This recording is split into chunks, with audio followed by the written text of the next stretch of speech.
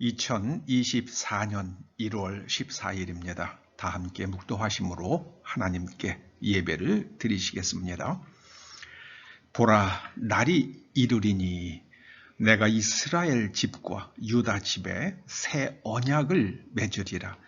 이 언약은 내가 그들의 조상들의 손을 잡고 애굽 땅에서 인도하여 내던 날에 맺은 것과 같지 아니할 것은 내가 그들의 남편이 되었어도 그들이 내 언약을 깨뜨렸습니다. 그러나 그날 후에 내가 이스라엘 집과 맺을 언약은 이러하니 곧 내가 나의 법을 그들의 속에 두며 그들의 마음에 기록하여 나는 그들의 하나님이 되고 그들은 내 백성이 될 것이라. 여호와의 말씀이니라. 아멘. 아버지 하나님, 오늘 주님의 말씀을 통해서 우리에게 새로운 깨달음을 얻게 하시며 하나님의 법이 우리들의 생각과 마음에 새겨지게 하여 주시옵소서. 그리하여 우리가 하나님의 자녀가 되게 하여 주시옵소서. 새 언약을 세우신 주님께 한량없는 감사와 찬양을 드리오며 예수님의 이름으로 기원하옵나이다. 아멘. 오늘 하나님께서 우리들에게 주시는 말씀은 누가복음 22장 7절에서 23절까지의 말씀입니다. 말씀을 함께 봉독하시겠습니다. 유월절 양을 잡을 무교절 날이 이른지라. 예수께서 베드로와 요한을 보내시며 이르시되 가서 우리를 위하여 유월절을 준비하여 우리로 먹게 하라. 여짜오되 어디서 준비하기를 원하시나이까? 이르시되 보라, 너희가 성내로 들어가면 물 한 동이를 가지고 가는 사람을 만나리니 그가 들어가는 집으로 따라 들어가서 그 집 주인에게 이르되 선생님이 내게 하는 말씀이 내가 네 제자들과 함께 유월절을 먹을 객실이 어디 있느냐 하시더라 하라. 그리하면 그가 자리를 마련한 큰 다락방을 보이리니 거기서 준비하라 하시니 그들이 나가 그 하신 말씀대로 만나 유월절을 준비하니라. 때가 이름에 예수께서 사도들과 함께 앉으사 이르시되 내가 고난을 받기 전에 너희와 함께 이 유월절 먹기를 원하였노라.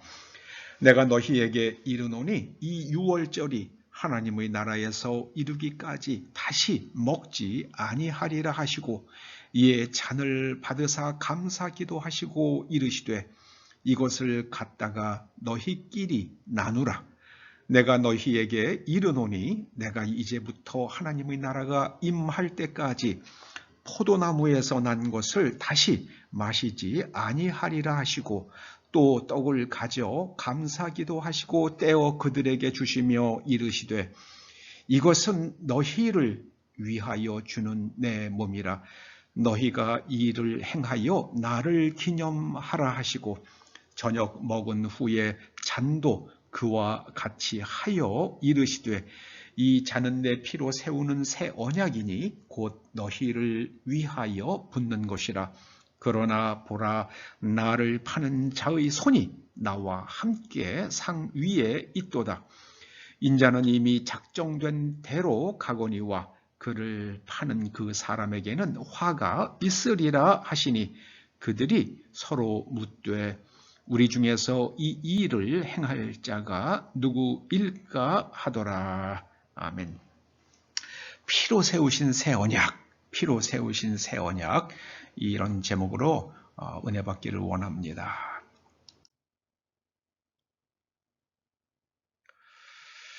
계약과 언약은 공통점이 있고 또 차이점이 있습니다. 쌍방을 구속한다는 의미에서는 같습니다. 그런데 계약은 쌍방이 조건을 합의할 때에 성립이 됩니다. 언약은 계약과 다릅니다.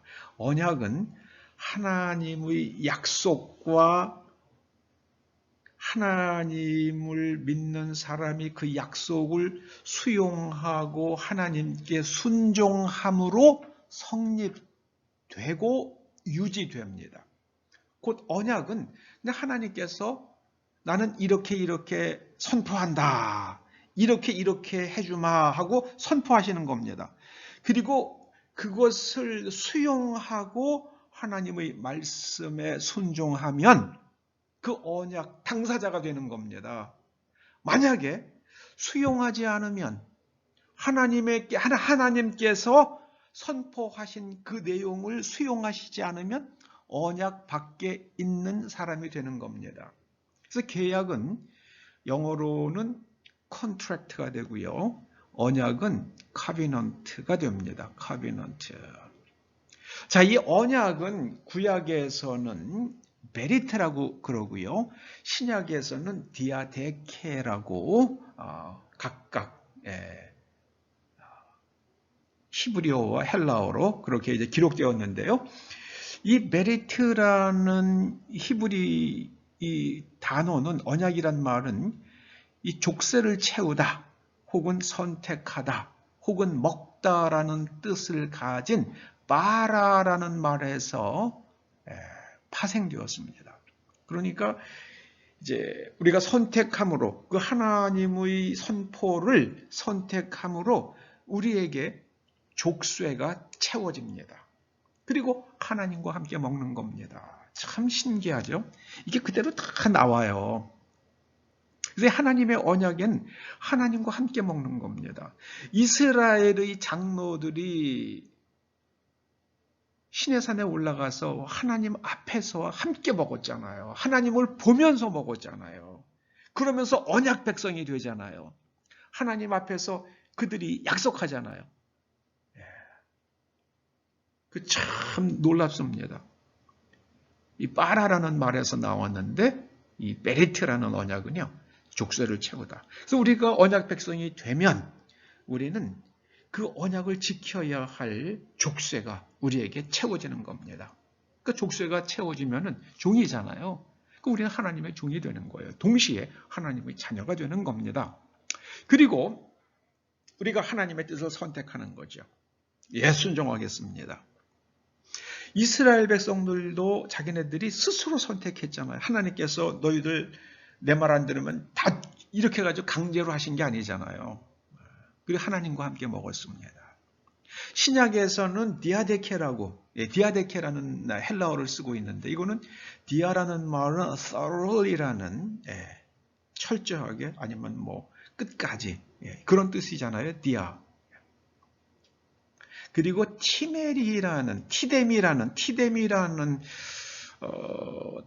단어가 합성된 거예요. 디아데케가. 근데 티데미라는 거는 세트예요. 그러니까 철저하게 아마 딱 고정된 겁니다. 자, 성경에서 이 언약이라는 단어가 처음 나오는 자리가 베리트라는 단어가 처음 나오는 자리가 창세기 6장이에요. 노아가 하나님의 언약을 받습니다. 그 하나님께서 또 9장에서 노아에게 다시 또 언약을 주시잖아요. 그 하나님의 언약의 내용은요. 다시는 홍수로 땅의 생명들을 멸하지 아니하리라. 그러면서 그 계약서, 하나님께서 쓰신 계약서, 언약의 징표요. 우리 이제 계약을 하게 되면 먼저는 의사 표시를 하잖아요. 막 언어로. 그리고 계약서를 쓰고 서명을 하잖아요. 그것처럼 이 계약의 징표, 뭐 쉽게 얘기하면 계약서에 해당되는 걸 수도 있어요. 언약서요. 그 언약의 징표가 하나님께서 무지개로 말씀하십니다. 그 무지개는요. 대기권 질서의 확립이에요. 그 대기권의 질서가 유지되는 한 이제는 비가 내리고 때로는 안 내리고 때로는 눈이 내리고 그걸 계속 이어지는 거죠.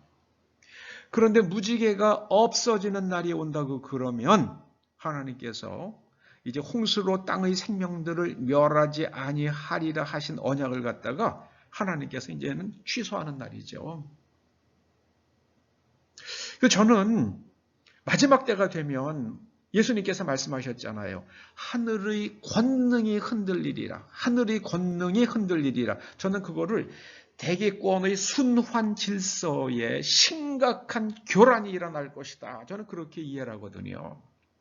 실제로 여러분 그 텍사스는 겨울에도 그렇게 추운 곳이 아니거든요. 근데 영하 20도가 돼가지고요. 거기는 단열이 안 되잖아요. 춥지 않은데 그렇게 단열 공사 세게 할 필요가 없잖아요. 그냥 집에 있는 파이프 다 얼어 터져가지고 물난리가 나고 난리가 났잖아요. 저는 이 대기권의 질서가 흔들리고 있다고 봅니다. 북극권과 그다음에 다른 온대지방을 가르는 고 경계선을 갖다가 이렇게 마치 모자를 쓴 것처럼 테두리를 두른 것처럼 그렇게 제트 기류가 흘렀는데 그 제트 기류가 불규칙하게 무너지기도 하고 약해지면서 남쪽으로 확 내려오게 되면 그게 찬바람이 그 내려온 틈으로 찬바람이 확 밀려 내려오니까 그 텍사스 같은 데가 영하 20도가 되는 겁니다. 참 오래전에 플로리다가 배경으로 하는 영화가 있었어요. 사람들이 풀장에서 막 이렇게 놀고 그러는데 갑자기 그냥 찬바람이 휙 불어오더니 풀장물이 막 얼고 막 그러는 영화가 있었어요. 근데 이번에 그렇게 된 거예요. 저는 하늘의 대기권의 순환의 질서가 깨진다. 그게 하늘의 권능이 흔들린다는 말로 저는 해석을 했거든요. 하나님께서 언약의 징표를 세우신 게 무지개거든요. 그 무지개가 뜨려고 그러면 대기권의 순환의 질서가 있어야 되는데 그게 지금 이제 흔들리고 있다. 하나님께서 언약을 이제는 다시는 심판하지 않겠다고 그러셨는데 이제는 하나님께서 이건 이 사람들이 안 되겠다. 이게 세상에 남자를 여자라고 그러고 여자를 남자라고 그러고요. 그러니 이게 되겠습니까? 생각을 해보자고요. 그게 되겠냐고요. 자, 노아 다음에 언약을 받은 사람이 있죠. 아브라함이죠. 하나님께서 아브라함과 언약을 맺으시는 장면이 창세기 17장에 나오죠. 너는 내 앞에서 행하여 완전하라. 그러시면서 언약을 맺으시잖아요. 그리고 할례를 받으라고 그러시죠. 할례를요. 근데 여러분 그 할례를 읽을 때마다 저는 참 이해하기 어려운 부분이 있었어요. 요즘에는 어린아이들 아니면 성인이 된 다음에 그 할례가 포용수술이잖아요. 그걸 하더라도 요새는 의사들이 잘 훈련된 의사들이 하고 또 그걸 잘 이렇게 처리하고 항생제를 하고 그러니까는 아프긴 아프지만 막 덧나는 일은 별로 없잖아요. 그런데 예전에 돌을 날카롭게 깨가지고 그걸 성경에 부싯돌로 그랬어요. 그렇게 깨지는 돌이 있어요. 그럼 아주 그냥 굉장히 날카로워요. 그걸 가지고 살을 갖다 그냥 쭉쭉쭉쭉 자른 거예요. 그러니 그게 그 당시에 사람들이 무슨 청결 개념이 있었겠습니까? 옷이 깨끗했겠습니까? 멸균 거즈가 있었겠습니까? 항생제가 있었겠습니까? 그건 그냥 얼마나 아팠겠어요. 자연 치유될 때까지 그냥 기다리는 거죠. 그런데 그거를 주저없이 행했다는 게 저는 아브라함이 정말 어떻게 그런 일을 했지? 왜 그랬을까? 아브라함이 그게 정말 그게 이해가 안 갔거든요. 그런데 제가 미국에서 잠시 공부하는 동안에 그때 남성 심리학을 공부를 좀 책을 읽었어요. 근데 그 교수님이 읽으라고 권한 책 중에 하나가 Circumcision이라는 책이었습니다. Circumcision. 그게 이제 그 둥글게 잘라내다는 게 아니에요. 그게 바로 이제 할례죠. 의학적으로 하면 포경수술이 되고요. 그걸 쭉 읽어보니까 아브라함이 2000년경 사람인데 주전 2000년경이요. 아브라함이 애굽에 내려갈 때 흉년이 들어서 애굽에 내려갈 때가 주전 2500년경이었어요. 그런데 주전 2500년경에 만들어진 피라미드의 벽화에 피라미드 안에 그 그림에 벽화에 할례받는 그림이 있는 거예요. 그래서 그 할례의 의미가 신의 아들이 되는 거예요. 할례 받고 나면 제사장이 할례를 행하는데 제사장 머리 위에다가 손을 얹어요. 그러니까 이게 신이 된 거죠. 신의 아들이 되는 예식이더라고요. 옛날 고대 이집트 사람들에게는. 그러니까 이제 그게 2500년경에 만들어진 피라미드에 그게 있는 거예요. 그러니까 아브라함이 애굽에 내려가서 뭐 그 어느 정도 살았는지 모르지만 살면서 그 문화적 이 애굽 사람들이 가지고 있었던 그 문화에 대해서 알게 됐을 거 아니에요. 근데 이제 자기 마누라를 지키지 못하고 누이라고 해가지고 이제 바로의 궁에 들어가서 그리고 이제 바로의 처남이 되는 바람에 재물을 얻어가지고 애굽 다시 가나안 땅으로 올라오게 되잖아요. 그때 이 아브라함의 마음이 얼마나 무너졌겠습니까? 아내를 지키지 못한 이 필부의 그 억장이 무너지는 마음을 하나님께서 어떻게 치유해 주십니까? 할례를 행하라. 그럼 애굽에서 그 문화적 코드를 알고 온 아브라함은 어떻게 해석을 하겠습니까? 아, 내가 지금 나에게 나타나셔서 말씀하시는 나보고 본토 친척 아비집을 떠나라고 하신 그 하나님의 아들이 되는 거구나 내가. 저는 그래서 하나님께서 그 할례를 행하라고 하신 건가? 왜냐하면은 나중에 사도행전 15장에 가면은 예수님의 제자들이 그 할례를 이제는 문화적 코드로 처리해 버리잖아요. 종교 문화적 코드로 처리하잖아요. 그래가지고 할례를 행하지 않아도 되는 무엇으로서 하나님의 자녀가 되는 겁니까? 예전에는 할례를 받음으로써 하나님의 자녀가 되었다 그러면은 이제는 예수 그리스도께서 십자가에서 우리의 죄를 속량하시려고 흘리신 그 보혈의 공로를 깨닫고 수용하는 사람에게, 그걸 믿는 사람에게 하나님의 자녀가 되는 은총을 베풀어 주시잖아요. 그러니까는 이제 할례는 그 바로 십자가 보혈의 그냥 그림자죠. 그림자. 그러니까 하나님께서 본체가 왔으니까 그림자는 없애시고 그냥 뭐 너희들이 원하면 해. 그런데 그게 필수 사항이 아닌 게 되는 거죠. 그리고 이삭에게도 하나님께서 언약을 맺으시고 야곱에게도 언약을 맺으시잖아요. 그런데 우리가 알아야 될 게 있습니다. 언약의 당사, 언약이든 계약이든요. 한 사람이 죽으면 그 계약은 이제 더 이상 그 계약을 이행할 사람이 없잖아요. 그럼 계약은 이제는 이제 끝나 효력이 정지가 되는 겁니다. 그런데 예수님께서 아브라함과 이삭과 야곱의 하나님이라고 말씀하시잖아요.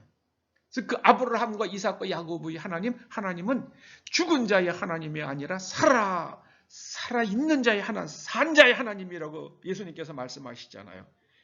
그 아브라함과 이삭과 야곱이 맺은 하나님의 언약을 수용함으로써 효력이 발생되기 시작한 그 언약이 여전히 지금 우리들에게 유효한 하나님의 언약이 된다.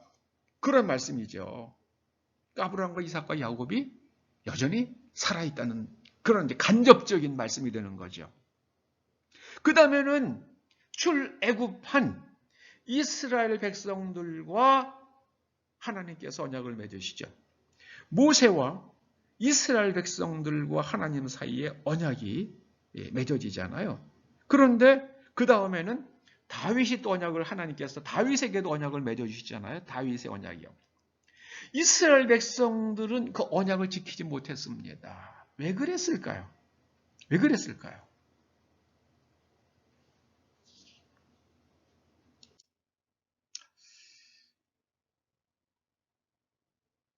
예레미야서 31장 31절 이하에 그 말씀이 나옵니다. 같이 읽어보세요. 여호와의 말씀이니라 보라 날이 이르리니 내가 이스라엘 집과 유다 집에 새 언약을 맺으리라. 이 새 언약, 예수님께서 피로 세우시는 새 언약, 여기서 이미 이제 나오는 거죠. 그날이 이르면 예수님께서 오늘 본문에서 말씀하신 그날이 바로 예레미야서 31장 31절에 나오는 그날이죠. 새 언약을 맺으리라. 이 언약은 내가 그들의 조상들의 손을 잡고 애굽 땅에서 인도하여 내던 날에 맺은 것과 같지 아니할 것은 내가 그들의 남편이 되었어도 그들이 내 언약을 깨뜨렸습니다. 이스라엘 백성들이 하나님의 약속을 지키겠습니다 하고 언약을 수용하고 맹세했는데 그것을 지키지 못한 이유가 무엇이겠습니까? 내면 구조가 안 바뀌었기 때문입니다. 내면 구조가 바뀌지 않았기 때문에 그래요. 그 하나님께서 이번에는 이렇게 말씀하십니다. 내가 새 언약을 세우겠다. 그런데 그 새 언약은 내가 나의 법으로 번역된 말은 토라예요. 모세오경입니다. 나의 토라를 그들의 속에 두며, 그런데 히브리서 8장 10절은 그들의 속에라는 말을 그들의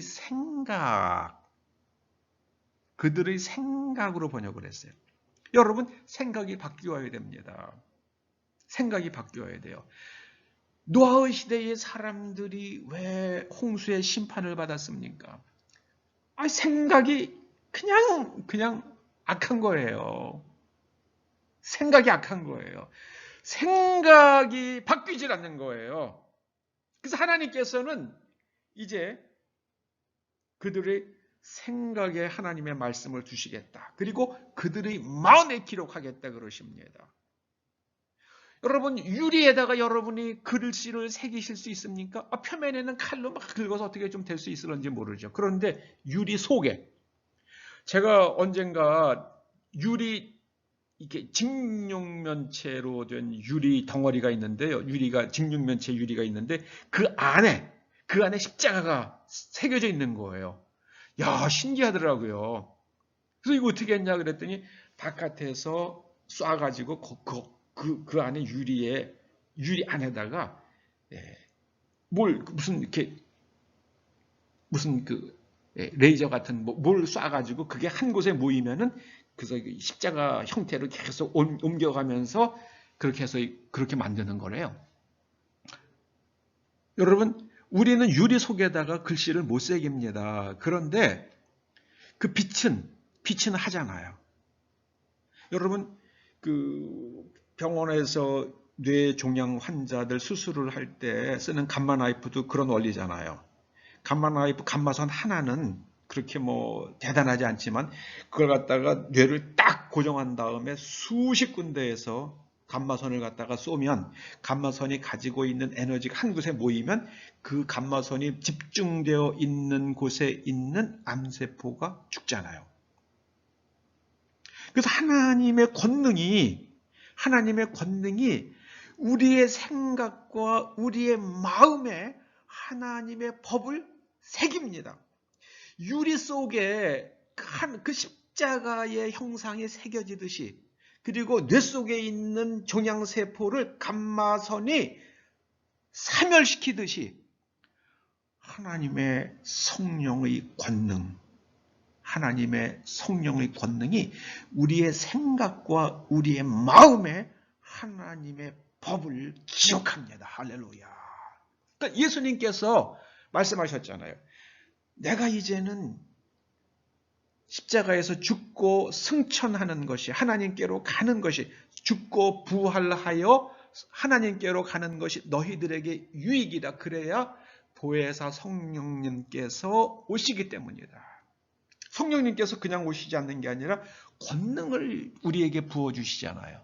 성령의 권능을 받으면 이 변화되지 않는 우리의 내면 구조, 세계관과 그 다음에 진리와 가치관, 이런 것들이요, 성령의 권능에 의해서 그 생각의 회로에 엄청난 변화가 일어나는 겁니다. 그래서 이전에는 나쁜 것을 떠나지 못하던 사람이 그게 딱 끊어지는 거예요. 할렐루야. 할렐루야. 어떤 사람이 그런 간증하는 걸 들은 적이 있습니다. 이 사람이 담배를 끊고 싶은데 도저히 못 끊는 거예요. 그래가지고 기도원에 가서 금식을 하는데요. 그래도 막 담배가 너무너무 피고 싶어서 막 죽겠는 거예요. 그래가지고 몰래 나가서 담배를 피면서 그리고 3일 금식을 했답니다. 강남 금식기도원에 가서. 그래서 자기가 이게 내가 뭐 하는 거지?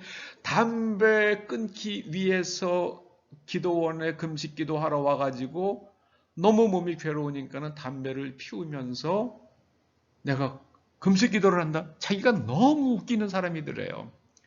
그래도 의지로 사흘을 했답니다. 계획 세운 대로요. 사흘을 하고 내려가는데 담배를 피우고 또 집에 갔겠죠. 그런데 그리고 나서는 절망해가지고 자기 자신에게 낙심도 되고요. 잤어요. 그 담배 정말 좋아하는 사람들은 아침에 일어나가지고 잠자리에서 엎드려가지고 담배를 하나 쫙 피는 게 아주 또 그게 또 맛있대요. 담배가. 그런데 아침에 일어나가지고 그렇게 또 늘 하던 대로 엎드려가지고 담배를 쭉 불에다가 붙여가지고 쭉 한 모금 빨아당기는데 세상에 그렇게 역겹고 그렇게 쓰드랩니다.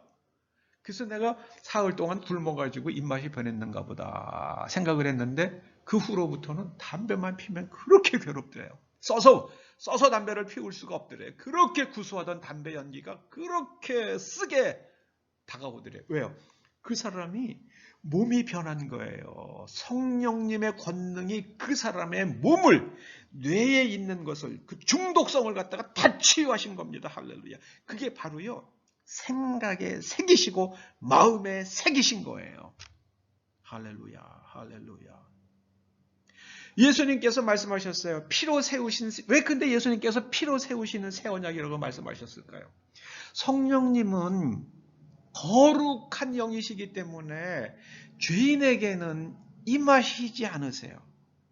죄인에게는 임하시지 않으세요.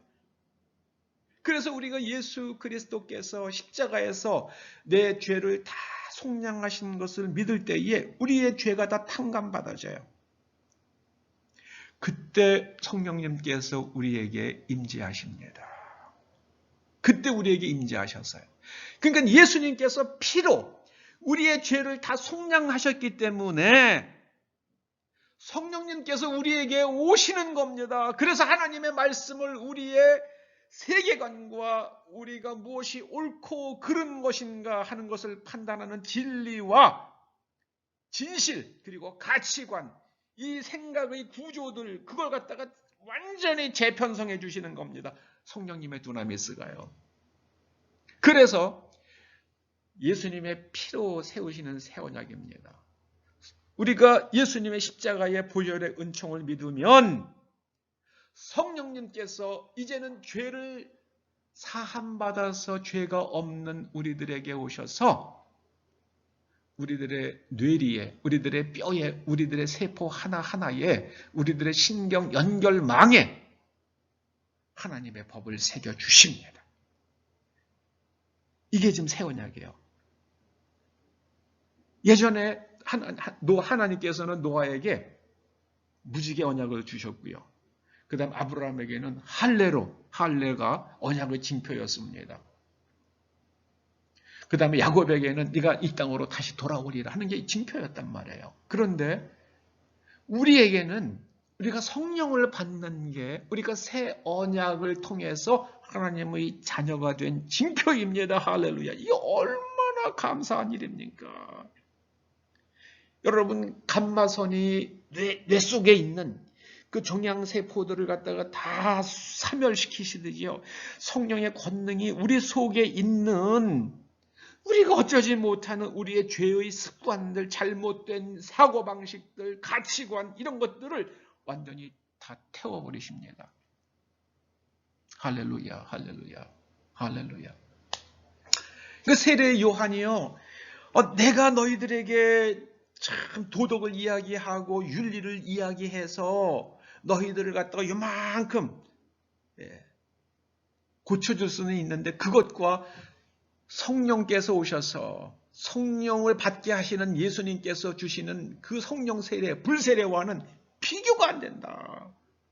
그 얘기를 세례 요한이 모든 사람 앞에서 예수님을 증거하면서 그렇게 이야기하잖아요. 우리는 예수님께서 십자가에서 우리의 죄를 사해 주셨기 때문에 성령님께서 우리에게 오시는 겁니다. 성령님은 죄인에게는 오지 않으세요. 함께하지 않으세요. 예수님은 죄를 짓지 않으셔서 의인이시고 죄가 없으신 분이시고 우리는 죄를 용서받아서 죄가 없는 사람입니다. 그렇기 때문에 성령이 우리에게 오십니다. 할렐루야. 이것이 바로 예수님께서 말씀하시는 피로 세우시는 새 언약입니다. 그래서 맨 나중에 요한계시록이 무엇으로서 성경이 완성이 됩니까? 계시록 21장 7절이요. 이기는 자는 이것들을 상속으로 받으리라. 이것은 하늘에서 내려오는 놀라운 하나님, 새로운 하나님의 나라죠. 새하늘과 새 땅이잖아요. 그래서요, 나는 그의 하나님이 되고 그는 내 아들이 되리라. 예전에는 너희는 내 백성이 되고 나는 너희의 하나님이 되리라 그러셨어요. 우리는 백성이라는 집합체의 일원으로서 하나님과 관계가 맺어졌습니다. 그런데 이제는요, 하나님께서 우리에게 1대1로 관계를 맺으세요. 나는 그의 하나님이 되고 그는 내 아들이 되리라. 나는 너의 하나님이 되고 너는 내 아들이 되리라. 너는 내 딸이 되리라.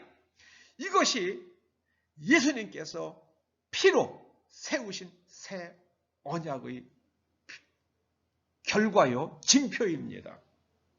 저와 여러분은 죄를 사함받았기에 죄가 없어서, 그래서 성령께서 오셔서 우리와 함께 계시며 우리를 하나님의 자녀된 것을, 우리가 하나님의 자녀된 것을 계속 깨우쳐 주시고, 그리고 그 모든 유혹과 환난을 이길 수 있는 사람으로 만들어 주십니다. 이제 앞으로 마지막 때가 되면 계시록에 기록된 그런 많은 어려운 일들이 생길지도 모릅니다. 그 모든 것들을 이겨내기 위해서 구체적으로 하나님께 간구하시기 바랍니다. 그러셔야 돼요. 이제 무서운 일들, 그런 일들이 우리가 주일 예배를 드리는 가운데에 일어나지 않게 해주십시오. 겨울에 일어나지 않게 해주십시오. 예수님께서 그렇게 기도하라고 그러셨잖아요. 안식일이나 겨울에 일어나지 않게 기도하라고 그러셨잖아요. 여러분 그렇게 하나님께 간구하시기 바랍니다. 우리가 그런 것들을 넘어갈 수 있는 그런 준비를 하게 해주십시오. 노아는 하나님의 말씀을 믿었기 때문에 방주를 짓고 자신과 가족들을 살려냈습니다. 그 생명을 지켜냈습니다. 이제는 마지막 때가 되면은요, 우리도 노아처럼 예수님의 말씀을 그대로 믿기 때문에, 하나님의 말씀을 믿기 때문에 적절한 준비를 할 수 있기를 주의 이름으로 축원합니다. 그래서 우리가 어떠한 일이 지구상에서 벌어질지라도 우리가 기도했기 때문에 우리는 거기에 적절한 대비책을 세워서 우리와 우리의 가족들이 살아남아서 예수 그리스도 앞에, 재림하시는 예수 그리스도 앞에 서서 주님을 배웁게 되기를 간절히 축원합니다. 이것이 바로 피로 세우신 새 언약입니다. 우리를 죄 없는 사람 만들어 주셔서 우리가 성령이 우리에게 임하시고 우리 속에 있는 내면 구조가 완전히 재구조화되어서 이제는 우리가 하고 싶은 대로 해도 하나님의 법에 어긋나지 않는 그런 사람으로 만들어 주시는 그 언약이 바로 새 언약입니다. 기도하시겠습니다. 할렐루야, 주님을 찬양합니다. 할렐루야, 예수님 감사합니다. 할렐루야, 성령님 감사합니다. 주님의 십자가 그 보혈의 능력을 믿사오니 이제는 저희가 죄사함 받고 성령의 권능을 받아서 우리의 뼈에, 우리의 세포에, 우리의 뇌신경 하나하나에 하나님의 법이 새겨져서 무슨 생각을 하던 우리가 하나님의 법에 어긋나지 않게 하여 주시옵소서. 피로 세우신 새 언약으로 인하여 감사드리오며 예수님의 이름으로 기도드리옵나이다. 아멘. 축도로 마치시겠습니다. 이제는 우리 주 예수 그리스도의 은혜와 우리 아버지 하나님의 그 크신 사랑과 성령님의 감화, 감동, 인도하시며 교통하시며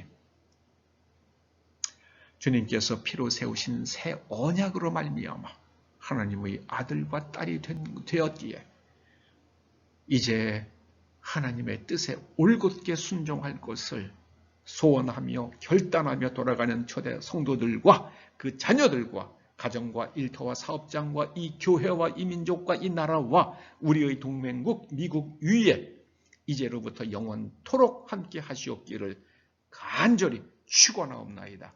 아멘.